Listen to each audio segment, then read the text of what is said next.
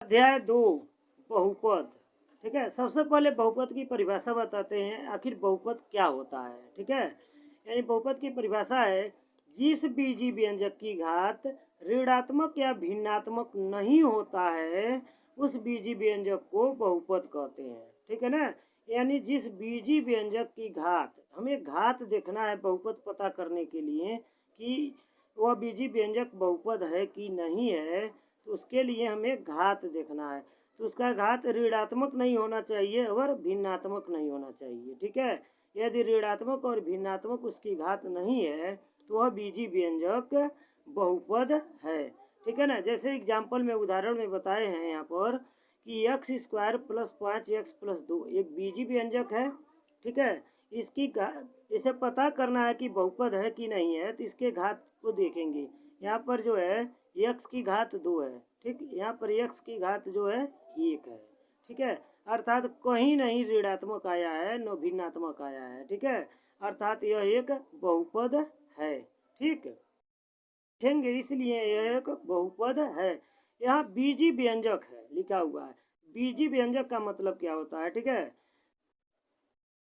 बताते हैं वह राशि जो चर और अचर दोनों से मिलकर बना होता है बीजी व्यंजक कहलाता है। ठीक है, इसके बाद एक और उदाहरण बताते हैं। पूछा जा रहा है कि क्या करड़ी में यक्स एक बहुपद है, यानी करड़ी में यक्स एक बहुपद है कि नहीं है, यह पता करना है। सबसे पहले जान लें कि जो करड़ी होती है, ठीक है ना, एक भिन्नात्मक घात होती है। ठीक है, यानी किसी व्यंजक या संख्या पर लगे भिन्नात्मक घात को करड़ी कहते हैं। ठीक है ना, यानी भिन्नात्मक यह एक घात होती है। कहते हैं कैसे? ठीक है, यहाँ पर रूट है। ठीक है, यहाँ पर 2 घात छिपा हुआ होता है। ठीक है, जबकि यहाँ पर संख्या दिया हुआ है यक्स। ठीक, हमें बाहर निकालना होगा तो यक्स पर भी एक घात यहाँ पर होगा। ठीक है, यानी इसको बाहर जब यक्स को निकालेंगे, ठीक है, तो ये अंदर वाली जो घात होगा अंश बनेगा।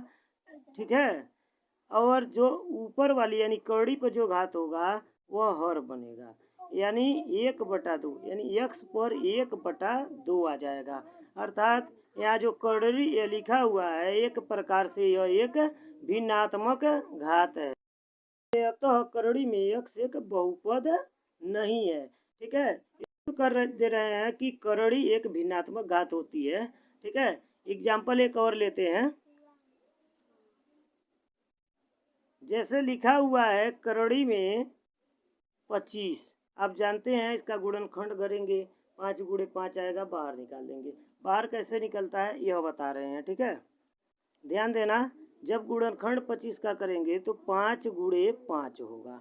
ठीक है, अब ध्यान दें यहाँ पर घात होता है कितना, 2 छिपा हुआ होता है। ठीक है, तो इसको हम जब बाहर निकालेंगे 5 को तो इस प्रकार से होगा, यहाँ 5 पर एक घात छिपा हुआ होता है, यहाँ पर 2 घात, यानी यह अंश बनेगा या हर बनेगा, यानी 1/2 बनेगा।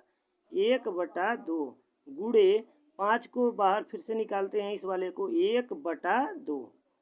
ठीक है, ध्यान दें गुणा में आधार आधार समान हो, यानी 5 5 समान है तो घात और घात को जोड़ देते हैं। 1/2 मतलब आधा, 1/2 मतलब आधा, आधा आधा जोड़ेंगे 1 होगा, यहाँ 1 छिप जाएगा। ठीक है, वही डायरेक्टली यहाँ से निकाल दिया जाता है।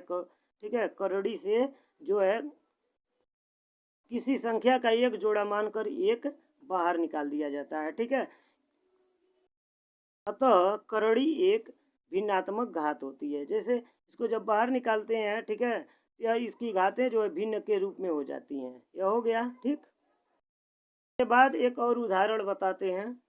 दिया हुआ है 5x² + 2 करड़ी में x+2।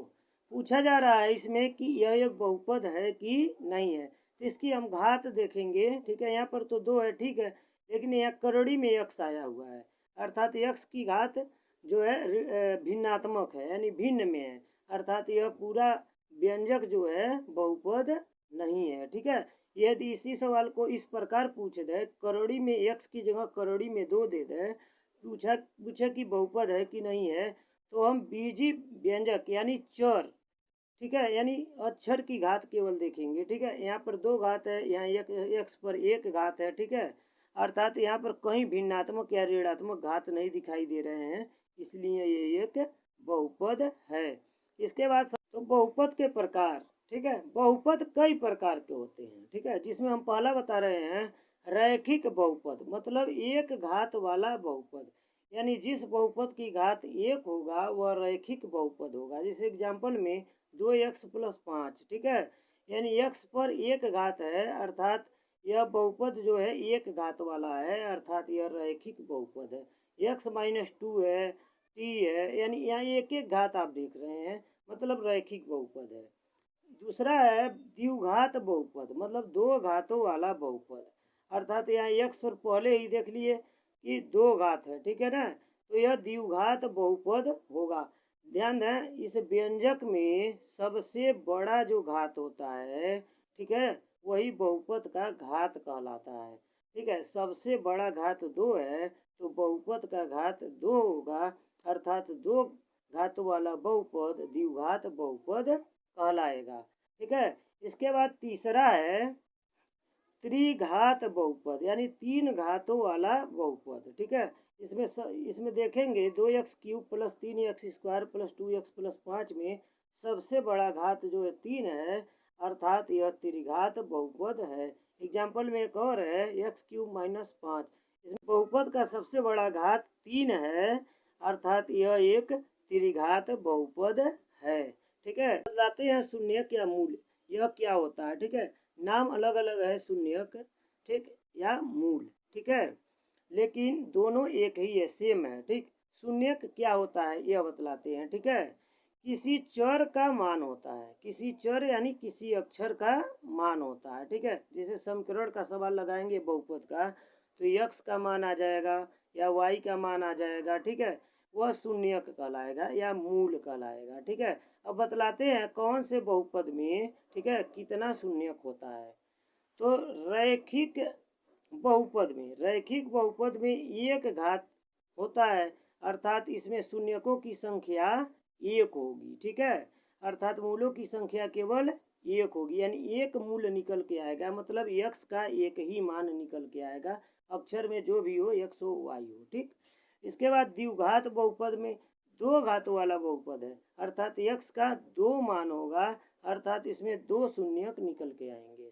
ठीक है, यानी 2 शून्यक निकलेंगे या 2 मूल निकलेंगे। ठीक, त्रिघात बहुपद में 3 घातों वाला बहुपद होता है, इसीलिए इसके 3 मूल होंगे, यानी 3 शून्यक होंगे। ठीक है, आते हैं ग्राफ द्वारा शून्यकों की संख्या ज्ञात करना, मतलब शून्यकों की संख्या जो है ग्राफ के द्वारा कैसे ज्ञात की जा सकती है। ठीक है, तो यहाँ पर एक चतुर्थांश ग्राफ दिया हुआ है। ठीक है, चतुर्थांश ग्राफ में 2 रेखाएं होती हैं, एक नीचे से ऊपर, एक जो है क्षैतिज, यानी बाएं से दाएं की ओर। ठीक है, अर्थात जो ऊर्ध्वाधर रेखा होती है, कहने का मतलब है नीचे से ऊपर की ओर होती है, वो उसे बोलते हैं वाई अक्ष।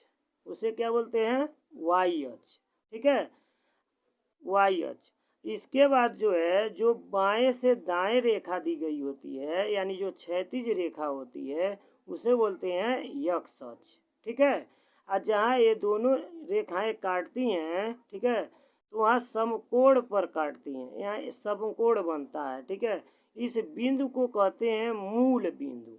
ठीक है, इसका मान होता है 0। कितना होता है? 0। अब हम बताए हैं क्षैतिज रेखा को हम कहते हैं यक्ष अक्ष। ठीक है, तो यानी 0 के जो दाएं ओर रेखा है, ठीक है, उसको बोलते हैं धन यक्ष अक्ष। क्या बोलते हैं? धन यक्ष अक्ष।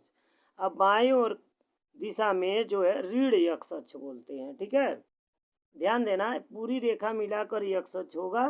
ठीक, 0 के यानी मूल बिंदु के दाएं धन यक्ष अक्ष, अब बाएं ऋण यक्ष अक्ष। ठीक है, अब इसके बाद 0 के, अब इसमें देखते हैं वाई अक्ष वाले में, तो 0 के ऊपर धन वाई अक्ष, 0 के नीचे ऋण वाई अक्ष, यहाँ पर लिख देते हैं ऋण वाई अक्ष।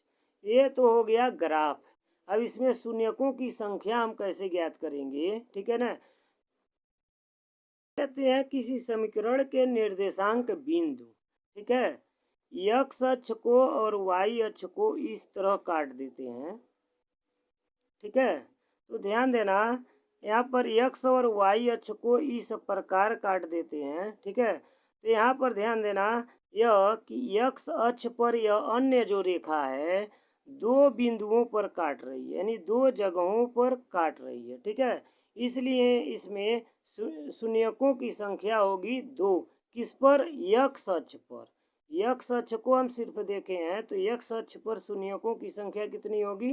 दो होगी, ठीक है। तो यहाँ इस प्रकार लिखेंगे, अक्ष पर शून्यकों की संख्या बराबर दो, यानी यह अन्य रेखा x अक्ष पर जितने स्थानों पर यानी जितने बिंदुओं पर काटेगी उतने ही शून्यंक होंगे, ठीक है। अब इसके बाद देख रहे हैं कि यदि y अक्ष पर पूछा जा रहा हो कि y अक्ष पर जो है शून्यकों की संख्या ज्ञात कीजिए इस ग्राफ से, तो हम x अक्ष को छोड़ देंगे, सिर्फ y अक्ष को देखेंगे। y अक्ष पर भी यह एक स्थान पर एक बिंदु पर काट रहा है, अर्थात y अक्ष पर शून्यकों की संख्या जो होगी कितनी होगी? एक होगी। इस प्रकार लिखेंगे y अक्ष पर शून्यकों की संख्या बराबर एक, ठीक है। एक अन्य उदाहरण के द्वारा भी समझा देते हैं इसे। मान लेते हैं इस ग्राफ में पूछ रहा हो कि x अक्ष पर शून्यकों की संख्या कितनी होगी, ठीक है। अब देखते हैं x अक्ष को कितनी बार यह काट रहा है, ठीक है, अन्य रेखा जो है।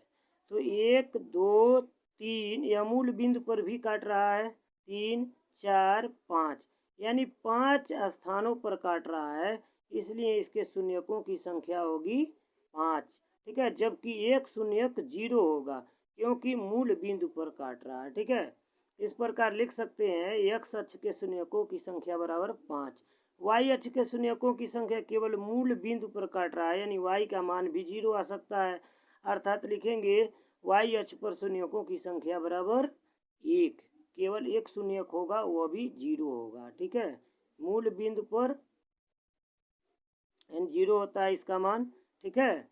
ध्यान दें दूसरे फिगर में, दूसरे ग्राफ में, ठीक, x अक्ष पर शून्यकों की संख्या, मतलब ध्यान देना कि x अक्ष पर कितने जगहों पर कितने स्थानों पर अन्य रेखा यह जो है, ठीक है, किसी समीकरण के निर्देशांक बिंदु द्वारा खींची गई रेखा जो है कितने स्थानों पर काटती है।